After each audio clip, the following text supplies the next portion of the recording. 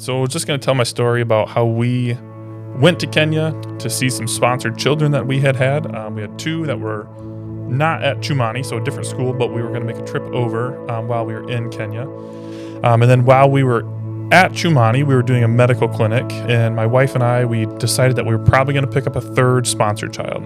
While we were doing that, I'm a nurse, and so a couple of us who have some medical background, we were in the room where the children, it was kind of the final destination of where the children would come and they would get everything that they need. They had already gotten tests and vaccinations, and so they were coming to us, and my wife was actually in the hallway kind of playing hall monitor, managing kids, shuffling from room to room. This was still when they just had the partitions in the church dividing them. So they were getting moved to room for room to different stations. And so while I was in the last station, I had a little girl come in, and she was just very sweet. You can just tell she had a very kind, quiet personality. And she was just so, I guess, in tune with the process. She was just very smart, knew exactly, followed directions, very, very kind girl, very cute, had big, beautiful eyes.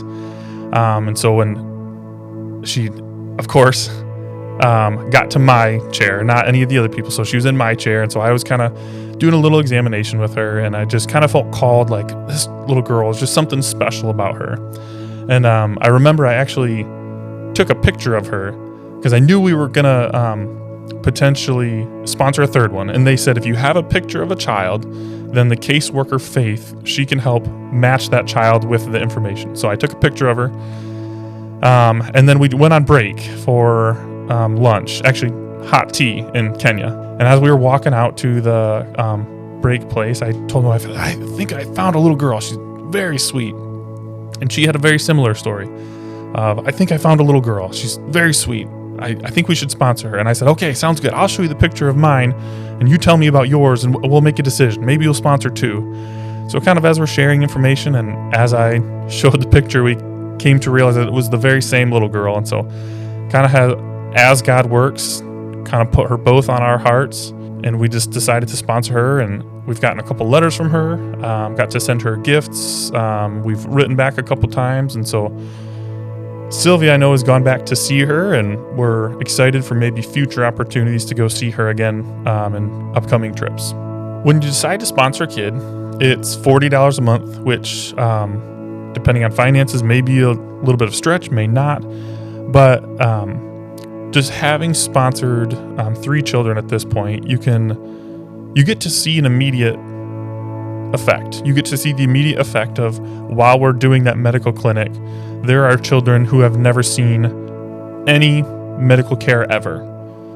There are children there that do not have stable food. I remember in the medical clinic, I had a boy come to my chair, and I just remember looking at his face. He was clearly in that 12, 13 year range. Like his face, he was kind of maturing from a boy into a man. He was starting to get facial hair, but he was only about as tall as a 6-year-old. Our 6-year-old daughter and him were about the same.